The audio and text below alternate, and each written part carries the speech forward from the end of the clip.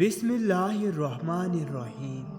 रसूल सल्लल्लाहु अलैहि वसल्लम ने फरमाया, रब की रज़ा बाप की खुशी में है और रब की नाराज़गी बाप की नाराज़गी में है।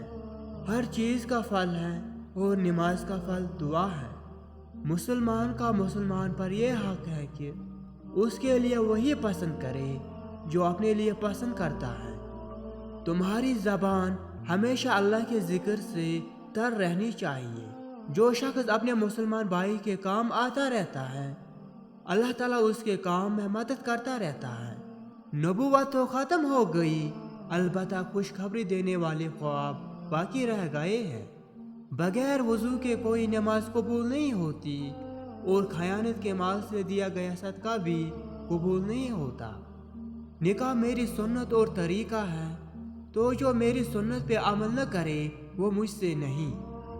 क़यामत के दिन अल्लाह के नज़र में दो रूखे शख्स से बदतर कोई न होगा। मुसलमान का मुसलमान पर यह हक है कि जब उसका इंतकाल हो जाए तो उसके जनाजे के साथ जाए। मुसलमान का मुसलमान पर यह हक है कि जब वो बीमार हो तो उसकी इयादत करे।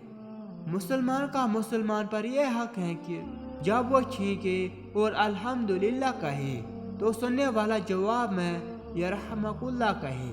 जिसने कोई मस्जिद बनाई जिसमें अल्लाह ताला का जिक्र किया जाता हो तो अल्लाह ताला उसके लिए जन्नत में एक घर बनाएगा। मैंने अपनी दुआ को अपनी उम्मत की शफाअत के लिए रोज़े क़यामत के लिए छुपा रखा है। हलाल माल से किया गया सदका एक खजूर भी हो दाएं हाथ से कबूल करके उसे बढ़ाता रहता है यहाँ तक कि वो पहाड़ जितना हो जाता है। अल्लाह ताला ने मेरी उम्मत के दिलों में पैदा होने वाले वसवसों को माफ़ कर दिया है जब तक वो इन पर अमल न करे या उन्हें ज़बान पर न लाए। जिस आदमी ने एक दिन अल्लाह ताला के रास्ते में रोज़ा रखा, अल्लाह ताला दोज़ख की आग को उसके मुंह से 70 साल की मुसाफत तक दूर कर देगा। अल्लाह के बंदो, भाई भाई बन जाओ, बस हसद न करो, धोखा न दो, गुस्सा न करो और जब भाई को मदद की ज़रूरत हो तो पीठ मत फेरो। क्या मैं तुम्हें लोगों में से बदतरीन आदमी के बारे में न बताऊं? यह वो आदमी है जिससे अल्लाह के नाम पे कुछ मांगा जाए और वो होते हुए भी न दे। क्या मैं तुम्हें भलाई के दरवाजे न बताऊं? रोज़ा गुनाहों से बचने की ढाल है, सदका गुनाहों को यूं मिटा देता है जैसे पानी आग को। नमाज आधी रात के वक़्त आदमी का नमाज यानी तहज्जुद पढ़ना।